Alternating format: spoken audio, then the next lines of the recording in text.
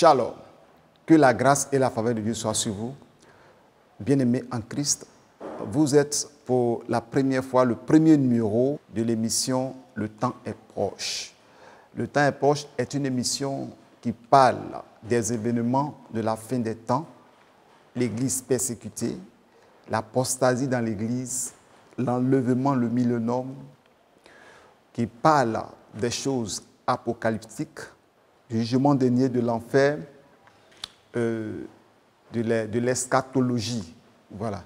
Donc, c'est une émission d'édification du corps de Christ et qui prépare le corps de Christ à s'apprêter pour le retour de Jésus. Voilà. Donc, aujourd'hui, le premier numéro, le thème que nous allons voir est intitulé « La rémunération céleste ». Ok. Qu'est-ce qu'on appelle la rémunération? La rémunération, selon le dictionnaire, agent reçu pour prix d'un service, d'un travail. C'est-à-dire qu'après avoir travaillé, ce que tu reçois de ton travail, c'est ce qu'on appelle la rémunération. La rémunération, c'est ce que tu as fait et qu'on te paye. Et lorsque nous allons partir au ciel, nous serons rémunérés par le Seigneur. Donc, est-ce que la parole de Dieu nous parle de la rémunération? Et je dirais même, est-ce qu'on aura des récompenses au ciel? Voilà, pour aller plus simple, plus compréhensible, pour que beaucoup de personnes puissent comprendre quelles récompenses nous allons gagner au ciel. Parce que ce message que je vous adresse ici, c'est pour vous faire comprendre que si nous sommes sur cette terre, nous travaillons pour le Seigneur, un jour, nous devons rentrer au ciel. Et lorsque nous allons rentrer au ciel, nous allons recevoir nos récompenses. Il y a plusieurs paraboles que le Seigneur nous a adressées dans les Écritures. Lorsqu'on parle des 10 talents, des 5 talents, d'un talent de ces ouvriers qui ont travaillé, Jésus a donné plusieurs paraboles par rapport à la rémunération, aux récompenses dans le royaume des cieux. Donc, bien aimé en Christ, le message est très important parce qu'un enfant de Dieu qui est dans la maison de Dieu, qui travaille, doit penser à la récompense dans le ciel. Vous savez, aujourd'hui, beaucoup de personnes ne prennent pas la rémunération au sérieux. Beaucoup de personnes ne pensent pas aux récompenses dans le ciel. C'est pourquoi certaines personnes mettent l'accent surtout sur les choses de la terre, cherchent la richesse de la terre. Ce n'est pas mauvais d'être riche sur la terre, même j'en prêche beaucoup, je parle de ça, parce que si tu n'es pas béni financièrement, tu n'as pas les ouvertures, tu n'as pas ce dont tu as besoin pour faire le du Seigneur, dans ce siècle-ci, ça sera très difficile. Donc, c'est très important d'être riche pour servir Dieu. Et ce n'est pas forcément aussi que si tu n'as pas la richesse, tu ne veux pas servir Dieu. Il suffit à mesure que tu sais Dieu que le Seigneur te donne la richesse. Donc, c'est pour te dire qu'aujourd'hui, le message parle de la rémunération céleste. C'est-à-dire, qu'est-ce que nous allons avoir dans le royaume des cieux? Si un enfant de Dieu sur la terre travaille et qu'il a une pensée pour le royaume des cieux, qu'est-ce qu'il va recevoir dans le royaume des cieux? Ça lui donne la force de travailler. Et quand il travaille, il a un objectif atteint dans son esprit. Ce que je fais, ce que je donne, ce que j'apporte, le ministère, l'évangélisation, la prédication, le jeûne, les exhortations, tout ce dont je fais, les offrandes, les dîmes, tout ce que j'apporte dans la maison du Seigneur, je sais qu'un jour, j'aurai ma récompense au ciel. Donc, si nous avons ces choses dans notre esprit, nous n'allons pas trop nous attarder sur les choses de la terre. Nous devons chercher des choses d'en haut. C'est pourquoi la Bible déclare que nous devons chercher la richesse du ciel. Car là-bas, la ruine et la teigne ne peuvent pas détruire. Les fournures ne peuvent pas détruire ce que nous avons comme richesse au ciel. Donc, bien aimé en Christ, je vais partager ce message avec vous dans l'émission « Le temps est proche ». Le temps est proche, comme je vous le dis, c'est une émission qui va parler de la fin des temps, du millénium, du retour de Jésus, des paraboles sur le retour de Jésus, le ciel, l'enfer, beaucoup de choses. Donc, c'est ce que nous allons voir. Donc, bien aimé, nous prenons dans le livre de Jean, chapitre 3, verset 16, « Car Dieu a tant aimé le monde qu'il a donné son Fils unique, afin que quiconque croit en lui ne périsse point, mais qu'il ait la vie éternelle. » Donc, vous voyez que la plus grande promesse pour l'humanité, pour l'homme, c'est la vie éternelle. C'est-à-dire que c'est la première grande récompense que Dieu nous réserve, la première rémunération Et c'est dans cette vie éternelle que nous allons avoir tous les détails de la rémunération. La vie éternelle. La vie qui n'a pas de fin.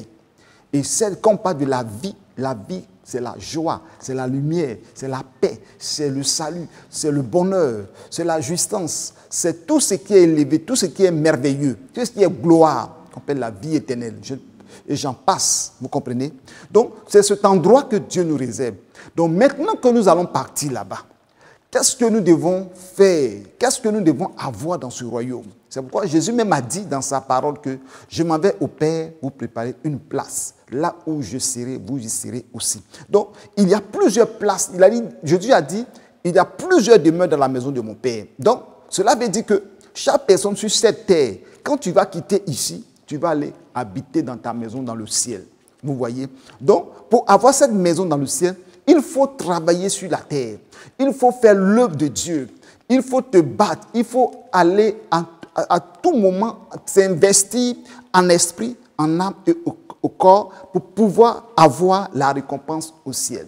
Donc, beaucoup de personnes, beaucoup de chrétiens ont omis cette partie. C'est pourquoi certaines personnes sont beaucoup accentuées sur la bénédiction de la terre, sont accentuées sur la délivrance, sont accentuées sur plusieurs choses qui sont terrestres. Ce n'est pas mauvais, c'est bon de recevoir la délivrance. Ce n'est pas mauvais, c'est bon d'être riche. Ce n'est pas mauvais, c'est bon d'être épanoui sur la terre.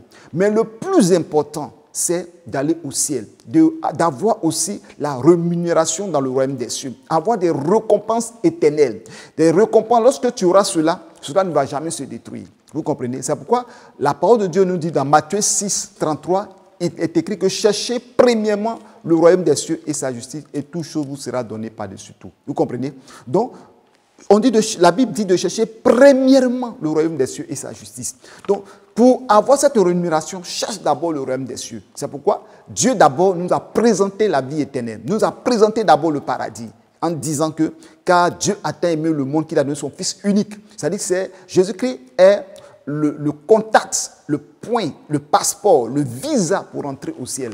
Jésus est la personne indiquée pour entrer au ciel. C'est pourquoi lui-même, il a dit dans Jean 14, 6 que « Je suis le chemin, la vérité et la vie. Nul ne peut aller au Père que par moi. » Donc, pour aller dans ce royaume-là, il faut avoir Jésus-Christ de Nazareth comme son Seigneur sauveur personnel. Il faut l'accepter et c'est par lui maintenant que tu peux avoir le chemin de la vie éternelle. Tu peux avoir le salut parce qu'il est mort à la croix pour porter tes péchés à la croix. Pourquoi Jésus est venu? Jésus est venu sur cette terre parce que tous ceux qui seront admis à la vie éternelle doivent avoir leurs péchés effacés, pardonnés, justifiés par le sang de Jésus. Donc c'est en cela que Jésus est venu sur cette terre pour pouvoir nous amener, nous faire sortir, nous racheter de la main du diable, nous racheter de l'esprit de mort, de nous racheter du péché de l'enfer pour que nous partagions la vie éternelle avec lui. Donc la parole de Dieu déclare que Jésus-Christ est l'héritier de Dieu et nous sommes co-héritiers de Christ. Vous comprenez? Co-héritier de Christ. Vous voyez, quand on parle de co-héritier, quelqu'un cohabiter, on dit cohabite, ils habitent ensemble. Voilà, vous habitez ensemble et vous voyez par exemple co-épouse, deux femmes qui ont un seul mari. Donc nous sommes co-héritiers, c'est-à-dire que l'héritage de Christ est notre héritage. Donc c'est très important, lorsque nous écoutons ce message, nous devons savoir que nous avons nos récompenses dans le royaume des cieux et ce qui appartient à Jésus nous appartient également. Donc il est venu sur cette terre, mourir à la croix pour que nous puissions aller au ciel. Bien-aimés, nous allons maintenant rentrer dans le but du thème. Parce que je viens de présenter le royaume des cieux, présenter la vie éternelle, le paradis, qui est en général pour nous les chrétiens, nous les saints qui serons dans le ciel. Maintenant, est-ce que quand tu iras au ciel, est-ce que tu auras une place?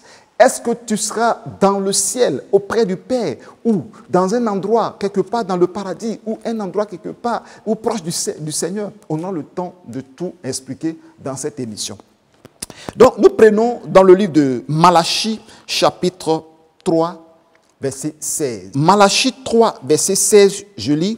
« Alors ceux qui craignent l'Éternel se parlaient l'un à l'autre. L'Éternel fut attentif et il écouta. Et un livre de souvenirs fut écrit devant lui pour ceux qui craignent l'Éternel. et qui honore son nom. Vous voyez, ici, la parole de Dieu nous dit que ceux qui craignent l'Éternel, ceux qui suivent Dieu, ceux qui vraiment font la volonté de Dieu, il y a un livre qu'on appelle le livre de souvenirs. Et dans ce livre de souvenirs, c'est dans ce livre sont écrits tous nos actes. Quand nous lisons les Écritures, il est écrit que vos œuvres vous suivront. Donc toutes nos œuvres que nous faisons, c'est-à-dire, on parle de ceux qui craignent l'Éternel. C'est-à-dire, ceux qui rentreront dans le royaume des cieux, le livre de souvenirs sera ouvert. Et quand le jour du jugement dernier, après le jugement dernier, parce que le livre de souvenirs ne sera pas au même moment avec le livre de vie. Bon, je vais vous expliquer pas à pas pour que vous puissiez comprendre. Il y a une différence entre le livre de souvenirs et le livre de vie. Le livre de vie, c'est ce livre-là que tous ceux qui acceptent le Seigneur, leur nom est écrit dedans. Leurs noms sont inscrits dans le livre de vie. Maintenant, celui qui n'a pas son nom inscrit dans le livre de vie ne sera pas sauvé. C'est-à-dire, il ne sera pas admis à la vie éternelle. Je répète, celui qui n'a pas son nom dans le livre de vie ne peut pas rentrer au ciel. C'est-à-dire, il va à l'enfer. Donc, son nom est inscrit dans le livre de l'enfer. Parce qu'à l'enfer aussi, il y a un livre qui est ouvert pour tous ceux qui vont en enfer. Et ceux qui iront dans le royaume des cieux, dans le paradis, leur nom est écrit dans le livre de vie. Nous avons écouté des témoignages qui font fraude, c'est-à-dire que si tu as ton nom inscrit, parce que le jour où tu acceptes Jésus comme ton Seigneur sauveur personnel, c'est ce jour-là que ton nom est inscrit dans le livre de vie. Donc quand tu acceptes Jésus aussi, il faut passer par les eaux de baptême. C'est très important. Donc quand tu acceptes Jésus-Christ, le ciel se réjouit parce que la Bible déclare que quand un seul pécheur se convertit, le royaume des cieux se réjouit. Les anges se réjouissent. Il y a une fête dans le ciel. Donc le nom est inscrit dans le livre de vie. Et dans ce livre-là, si ton nom va s'effacer, c'est quand tu vis dans le péché et tu ne veux pas te repentir, tu ne cherches pas à t'approcher du Seigneur, ton nom s'efface dans ce livre-là. Si vraiment tu t'es réellement repenti et que tu t'es ressaisi, ton nom réapparaît dans le livre de vie. Vous comprenez? Ce n'est pas maintenant on va réécrire, mais ça réapparaît. Amen. Mais une fois que tu es dans le péché, ça s'efface. C'est comme si, vous voyez, il y a des cahiers là, quand il y a l'autre touche, les écritures s'effacent et ça s'efface. Donc, nous devons savoir que nos noms sont inscrits dans le livre de vie. Donc, nous devons rester en cela. Donc, le jour du jugement, c'est celui qui sera ouvert. Si, devant le trône de Dieu, le livre est ouvert, que ton nom n'est pas dans ce livre-là, sache que tu vas à l'enfer. Et ce jour-là, ça va faire très peur. Beaucoup vont trembler, beaucoup vont pleurer. Donc, il faut te rassurer, il faut bien marcher. Ce n'est pas parce que tu es chrétien que ton nom va se trouver dans le livre de vie. Non. Une fois que tu l'acceptes, ton nom est dedans. Mais ça va dépendre de ta marche sur la terre. Comment tu marches avec Dieu. Comment tu marches avec le Seigneur. C'est en cela que tu sauras. Donc, bref, je reviens maintenant sur le livre de souvenirs parce que c'est là notre message. Maintenant que tu es sauvé, tu es dans le ciel. Après le passage du livre de vie, maintenant, nous passerons aussi maintenant au livre de souvenirs. Le livre de souvenirs, c'est tout ce que tu as fait de bien sur cette terre. Tout est écrit dedans, dans le livre de souvenirs. Vous comprenez? Parce que il y a le film de la vie qui n'a rien à voir avec le livre de vie. C'est-à-dire, le jour du jugement aussi, il y a le film de ta vie. Sera projeté pour voir depuis ta naissance jusqu'au jour de ta mort, qu'est-ce que tu as fait de bien comme de mal. Tout sera dans l'écran. Donc, nous devons comprendre que nos actes seront vus en lumière. Si tes actes sont mauvaises et que tu t'es repenti, ce film-là va disparaître. Mais je ne t'ai pas dit d'aller commettre le péché et puis tu allais te repentir. À ce moment, ça devient un péché volontaire. Dans le livre de Hébreux chapitre 10, verset 26, le péché est impardonnable. Donc, le péché involontaire, on ne doit pas jouer avec. Donc, mes bien-aimés, je reviens maintenant dans le livre de souvenirs. Le livre de souvenirs, c'est dans ce livre-là que tous nos actes, nos bonnes œuvres, nos bons actes, nos actions que nous posons, offrandes, soutien de l'œuvre, œuvre pour soutenir les gens, aider les gens, bâtir le temple, faire des actions, aider les veuves, les orphelins, dans les prisons, aller partout comme vous le savez, prendre soin des âmes, l'enseignement, la prédication, tout ce que nous faisons, l'entretien dans l'église, la décoration, les balayages, tout ce que nous faisons qui va dans le sens de service de Dieu, tout est noté. Celui qui est au niveau de la caméra, celui qui est au niveau du montage, celui qui est au niveau de la technologie, tous ceux qui sont dans toute activité que nous faisons, toutes ces choses-là sont notées. Et nous serons devant le trône de Dieu. Et c'est en fonction de cela que nous serons récompensés. Mais cela ne veut pas dire que tu as donné de l'argent dans la maison de Dieu que tu seras récompensé forcément. Ça va dépendre de la manière de ton cœur, que ton cœur a donné. J'ai écouté un témoignage qui m'a beaucoup touché. Le témoignage est intitulé 1000 pour 1 d'un pasteur qui est décédé, très riche qui est décédé, mais qui est revenu à la Bible après. Il a raté le ciel, il devait aller en enfer.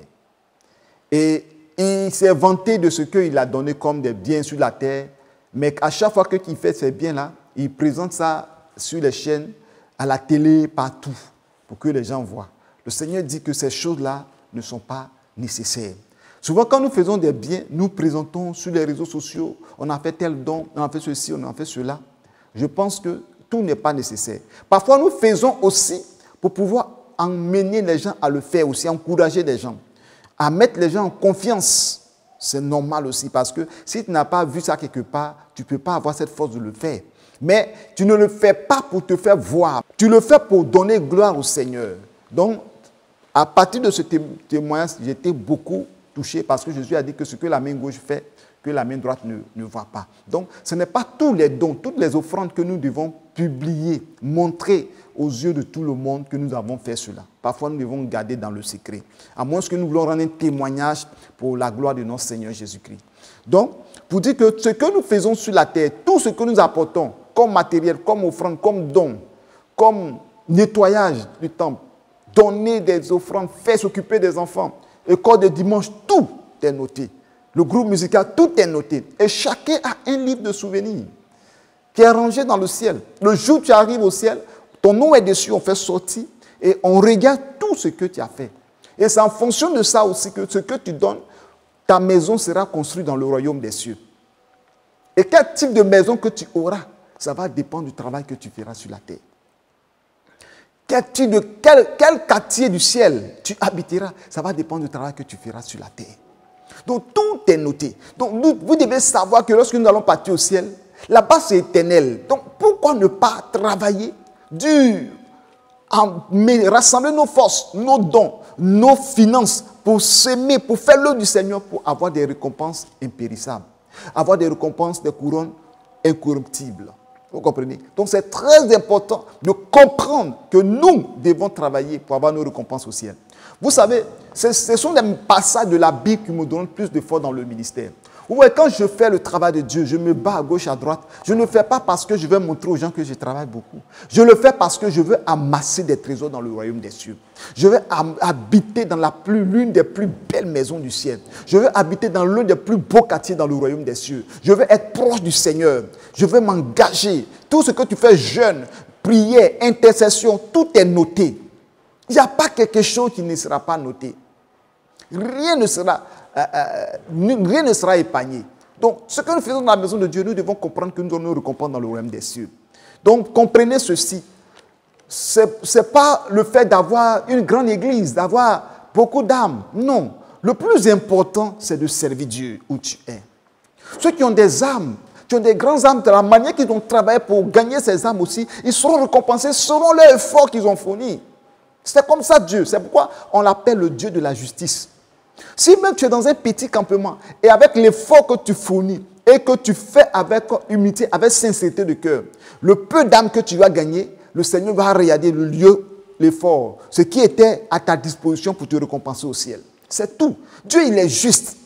On appelle le Dieu de la justice. Il est juste. Il ne faut pas te dire que non, moi je n'ai pas une grosse voiture pour aller évangéliser dans tel endroit, je n'ai pas avion, je n'ai pas les moyens pour monter dans l'avion, pour aller ceci, pour aller cela. Dieu ne regarde pas ces choses. Dieu regarde selon les moyens de bord pour te récompenser. Tu peux avoir la même récompense et plus que celui-même qui habite aux États-Unis, qui a une très grande église. Entends-toi, tu es dans un petit coin, dans un petit village, tu sers Dieu fidèlement et tu te dégages, tu te dépenses volontairement pour les âmes du Seigneur. Tu peux avoir la plus belle maison plus que cette personne-là. Tout va dépendre de notre engagement dans la maison du Seigneur. Les anges savent. Les anges savent noter. Ils savent faire. Ils savent donner ce qu'il nous faut. Dieu dispose toutes ces choses et chacun sera fier. Et personne ne dira que non, telle personne a plus de maison que moi ou telle personne a plus de récompense que moi. Au ciel, ça n'existe pas. Quand tu vas voir que la personne mérite cela. Alléluia. Que le Seigneur nous bénisse. Donc nous allons continuer. Maintenant, nous allons rentrer dans les détails des personnages bibliques qui ont aspiré le ciel, qui ont aspiré les récompenses dans le royaume des cieux. Nous allons commencer sur notre patriarche Abraham. Dans le livre de Hébreux chapitre 11, verset 8, c'est par la foi qu'Abraham, lors de sa vocation, obéit et partit pour un lieu qu'il devait recevoir en héritage. Et qu'il partit sans savoir où il allait. C'est par la foi qu'il vint s'établir dans une terre promise, comme dans une terre étrangère. Habitant sous des tentes, ainsi qu'Isaac et Jacob, les cohéritiers de la même promesse. Car il attendait la cité qui a de solides fondements, celle dont Dieu est l'architecte et le constructeur.